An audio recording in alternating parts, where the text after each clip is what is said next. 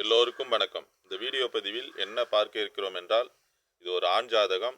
இவருடைய பூர்வீக சொத்து, அதாவது அப்பா சம்பாதித்த சொத்து ஒரு 5 ஏக்கர் அளவை இவர் முழுவதும் இழந்து விட்டார். இவருடைய கிரக நிலை எந்த அமைப்பில் இருந்தால் இவருக்கு இதுபோல விஷயங்கள் நடந்திருக்கும் என்பதை பற்றி இந்த வீடியோ பதிவில் பார்ப்போம்.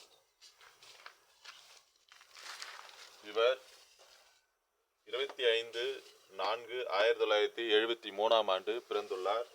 இவர் 8:45 காலையில் பிறந்துள்ளார். இவர் ஆண் ஜாதகர், கடலூரில் பிறந்தால் இவருடைய நட்சத்திரம் உத்திராட நட்சத்திரம் 3ஆம் பாதமாகும்.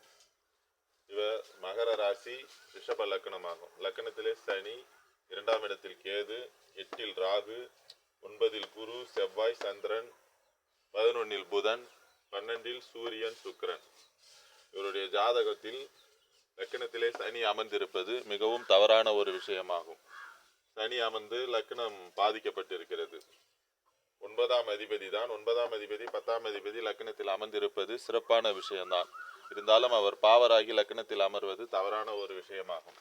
அடுத்தது லக்னாதிபதி 12இல் மறைந்து சூரியனால் அஸ்தங்கமாகி இருக்கிறார். அதனால் லக்னாதிபதியும் பாதிக்கப்பட்டிருக்கிறது, லக்னமும் பாதிக்கப்பட்டிருக்கிறது.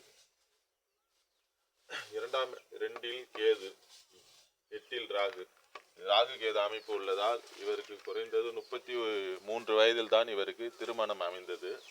இவருக்கு பிறந்த குழந்தை 5ஆம் இடத்தை அதிபதி நேசமாகி 5ஆம் இடத்தை தொடர்பு கொள்வதால் இவருக்கு லக்னத்துக்கு 5ஆம் இடத்தில் எந்த விதமான பாவ கிரகங்களும் கிடையாது. 5ஆம் அதிபதி நேசமாகி குருவினுடைய பார்வை 5ஆம் இடத்துக்கு விழுவதால் இவருக்கு 2 பெண் குழந்தைகள், 3ஆவதாக ஆண் குழந்தை பிறந்துள்ளது.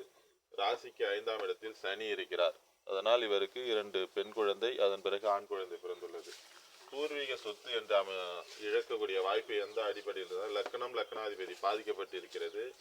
இவருக்கு நடந்தது சூரிய தசை 2 வருடம் 5 மாதம் 29 நாட்கள். அதன் பிறகு சந்திர தசை 10 ஆண்டு காலம். அதன் பிறகு செவ்வாய் திசை ஒரு 7 ஆண்டு காலம். ராகு திசை ஒரு 18 ஆண்டு காலம். 37 வயசு 5 மாதம் 29 வயது வரைக்கும் இவருக்கு ராகு தசை. அதன் பிறகு வந்தது 16 வயதும் குரு தசை. இந்த ராகு தசை அட்டமாதிபதி தசையாகி 8ஆம் அதிபதி நீசமாகி 9இல் அமர்ந்திருக்கிறார். 9 என்பது நம்மளுடைய அப்பாவை குறிக்கக்கூடிய இடம். அந்த 9ஆம் இடத்தில் அட்டமாதிபதி நீசமாகி அமர்ந்திருப்பது தவறான ஒரு விஷயமாகும். ராகு தசை முடிந்து குரு தசை ஆரம்பித்த உடனே 9ஆம் இடத்தை நீச கிரகம் அமர்ந்து அதனுடைய அந்த இடத்தை விரயம் செய்யக்கூடிய அமைப்பில் உள்ளது. உச்ச செவ்வாய் அமர்ந்திருக்கிறது. அந்த உச்ச செவ்வாய் 12ஆம் அதிபதியாக தொடர்பு கொண்டு 12ஆம் இடத்தை தொடர்பு கொள்கிறார். செவ்வாய் உச்சம் குருவோடு சேர்ந்து 12ஆம் இடத்தை தொடர்பு கொள்வதால் விரையாதிபதியுடன் தொடர்பில் உள்ளார். அடுத்தது ரிஷப லக்னத்துக்கு சந்திரன் மாரகாதிபதியாக செயல்படுவார். அவரும் 9ஆம் இடத்தில் அமர்ந்துள்ளார். குரு நீசபங்க ராஜயோகம் இருந்தாலும் ஆதிபத்திய ரீதியில் அவர்கள் அனைவருமே கெடுதலை தரக்கூடியவர்கள் ரிஷப லக்னத்துக்கு. அதனால் குரு தசை ஆரம்பித்தவுடன் அவருக்கு போராட்டமான வாழ்க்கை, பல கஷ்ட நஷ்டங்களை ஏற்படுத்தி வருமான ஸ்தானம் பாதிக்கப்பட்டிருக்கிறது. 2ஆம் அதிபதி நீசமாகி இருக்கிறார். வருமானம் ராகு கேதுனுடைய அமைப்பில் இருப்பதால் அவருக்கு வருமானம் பெரிதாக வராமல் பூர்வீக சொத்து 5ஆம் இடம் என்று சொல்லக்கூடிய தாத்தா அவர்களுடைய இடம் நீசமாகி 5ஆம் இடத்தை தொடர்பு கொண்டு இருப்பதால் இவருக்கு பூர்வீக சொத்து முழுவதையும் ஒரு 5 ஏக்கர் அளவிற்கு இவர் இழந்து விட்டார். இதுபோல் சூரியனும் 12இல் மறைந்து உச்சம். சூரியன் அப்பாவை குறிக்கக்கூடிய கிரகம். சூரியனும் 12இல் மறைந்து உச்சம். 9ஆம் அதிபதி லக்னத்தில் இருப்பது சனியாகி லக்னத்தில் இருப்பது சோம்பேறித்தனம்,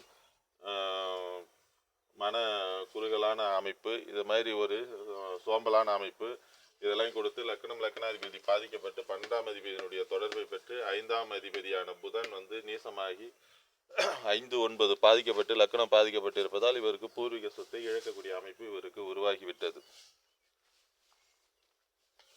குருதசை முழுக்க கடுமையான போராட்டமான வாழ்க்கை அமைந்து இவர் அந்த குருதசையில் பூர்வீக சொத்து அனைத்தையும் ஒரு 5 ஏக்கர் அளவிற்கு அவர் இழந்து விட்டார்.